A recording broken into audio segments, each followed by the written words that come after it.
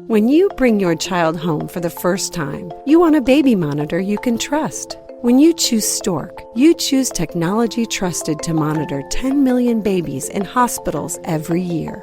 Stork continuously tracks your baby's pulse rate, oxygen saturation, and temperature. Visit MassimoStork.com to learn more. Stork, a revolutionary baby monitor, is born. Stork is not a medical device. Read and understand all product labeling. Massimo data on file.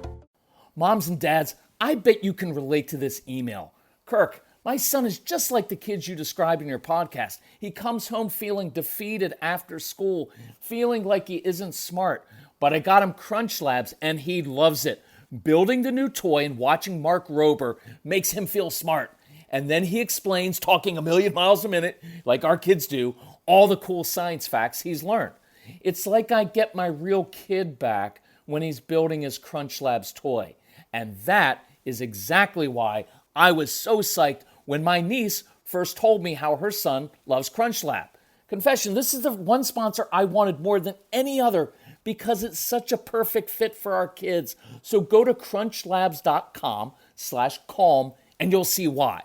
Crunch Labs is a STEM monthly subscription build box for kids. Your kids get a really fun toy in the mail every month. And what kid doesn't love that? And then they put it together by watching a step-by-step video from former NASA engineer Mark Rober, where he teaches all the cool physics that make the toy work. Mark's passion is helping kids think like engineers. And this helps your kids develop resilience and problem-solving skills while having a ton of fun.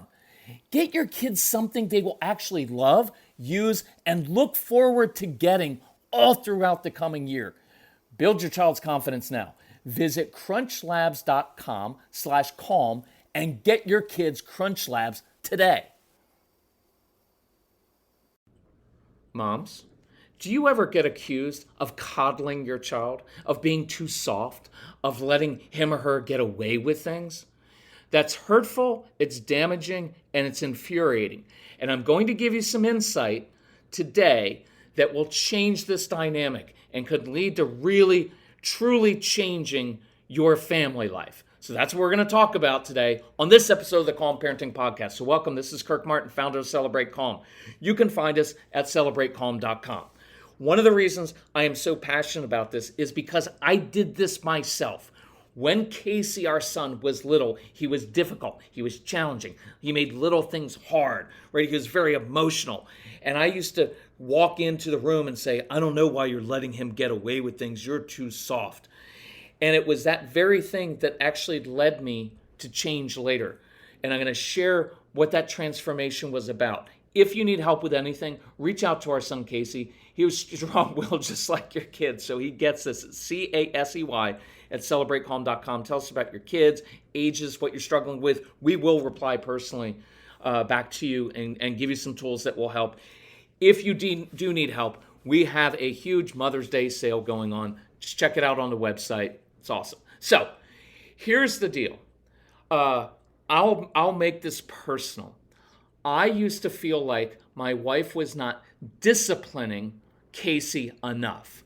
And by discipline, I meant she wasn't punishing him. She wasn't being tough enough. She was letting him get away with things. And I had this fear inside, right? And some of this is some of the instincts here are not wrong, right? As a dad, as a mom, well, we want our kids to grow up and be respectful and responsible, to be good citizens, to get a good job and to have a good family, to be, right? All those things. And so I, through the prism of my brain, what I saw was, well, you're just letting him get away with things, and one day the real world's not going to let him get away with that.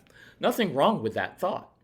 But I want to show you the reality of what's going on and flip this on its head. And I'm going to be talking primarily to husbands here, to dads. And if I sound a little tough on you, I am. Why? Because I'm a dad. And because I want you to be close to your kids. I want your kids to respect you. I want your wife to respect you.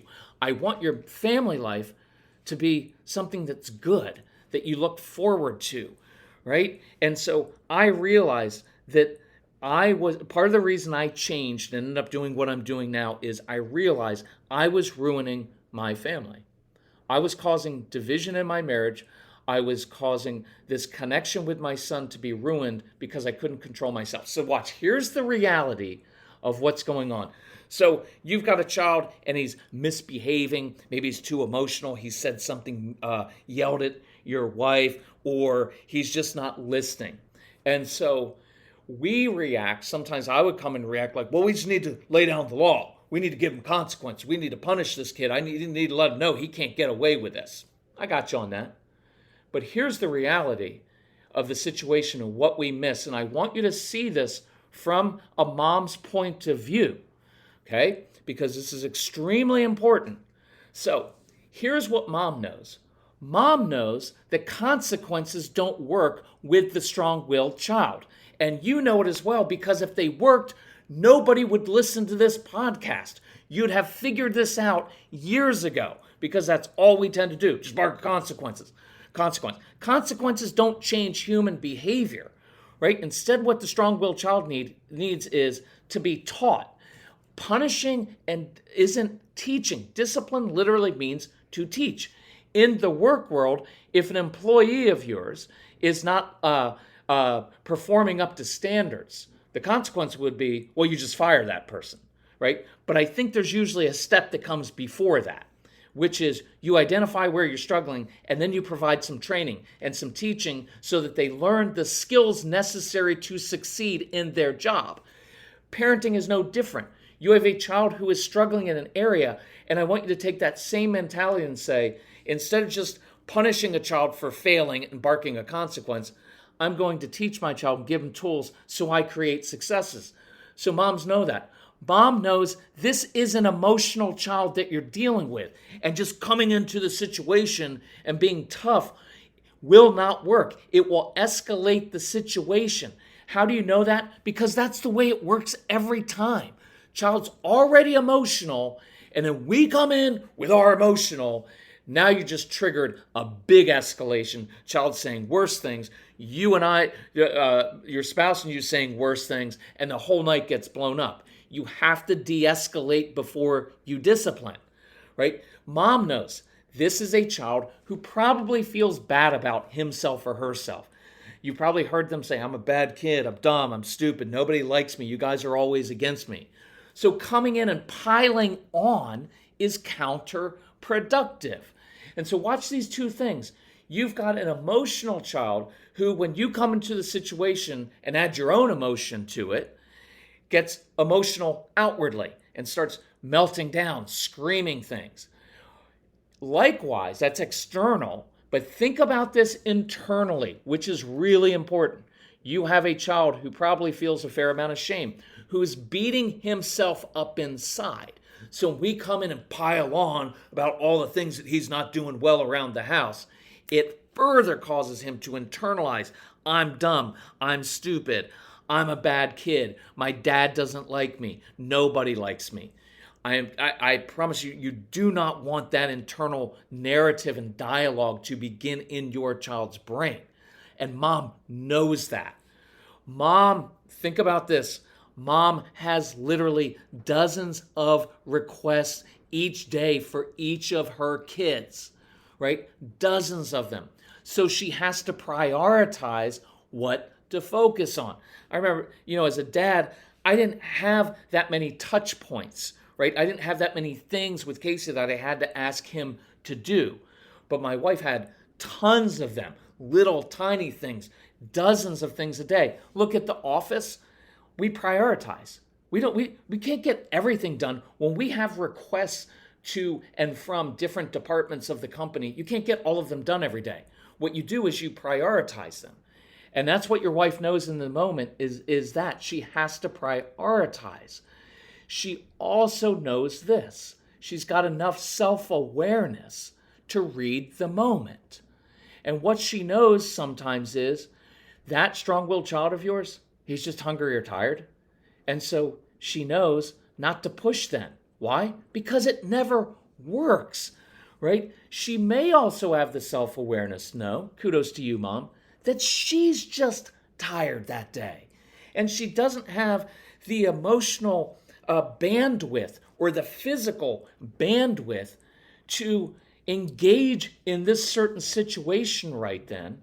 So she reads the moment and does the right thing, but from the outside, it looks like she's giving in. So she does the smart thing, and she gets through the moment, and this is critically important. And it has almost made tears, there's a little effect inside of me. I felt there. You know why she gets through the moment? So she can accomplish the other 15 things that must happen that afternoon, that evening, that night, in order to get the most important things done. She has 15 other things. I'll just speak for me personally. I had overarching goals, things to do with family life, but I didn't have the minutia there. I didn't have it wasn't weighing on me late at night, always thinking about, okay, I got to do this, I got to get that done, and if that doesn't get done, then that's going to impact that. I have that with my work, but I didn't really have that. So what I want you to hear is this: Mom, your wife sometimes gets through the moment because she knows there are 15 other more important things that have to get done if these kids are going to be successful and get to bed that night. And so she makes a choice there.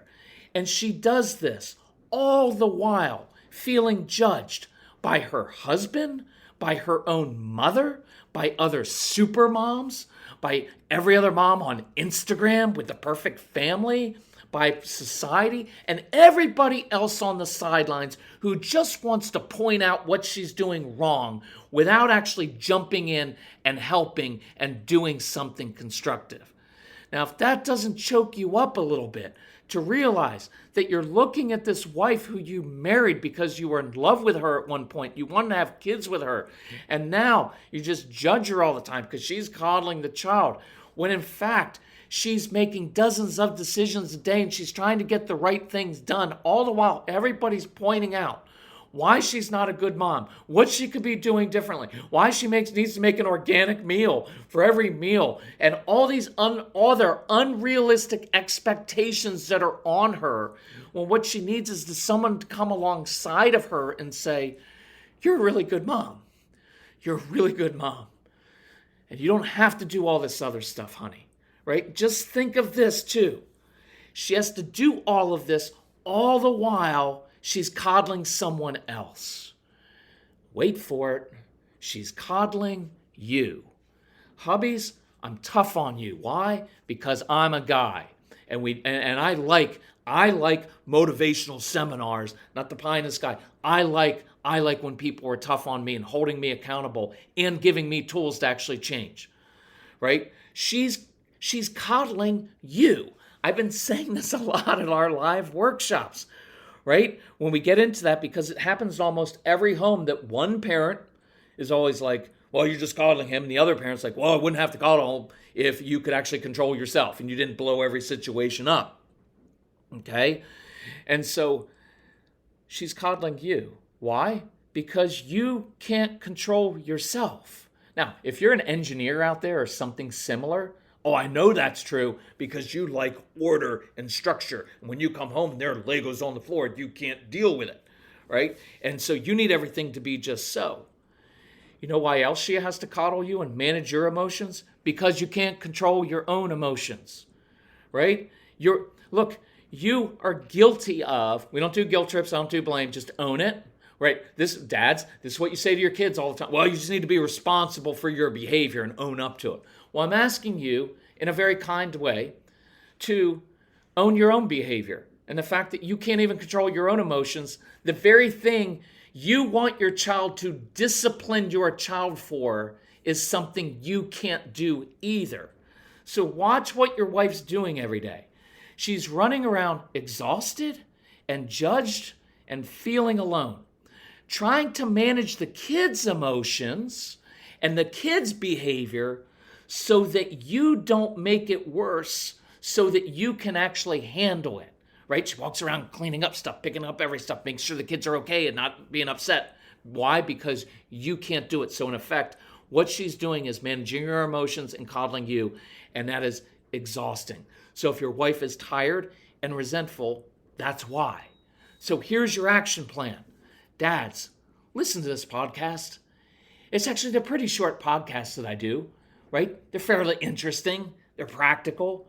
Be intentional about being a dad and a husband in the same way that you're intentional with goals. Set specific goals. You do it with fitness. Some of you have fitness goals. Some of you have goals with your finances. And you're very intentional about your job and how you're going to get that next promotion.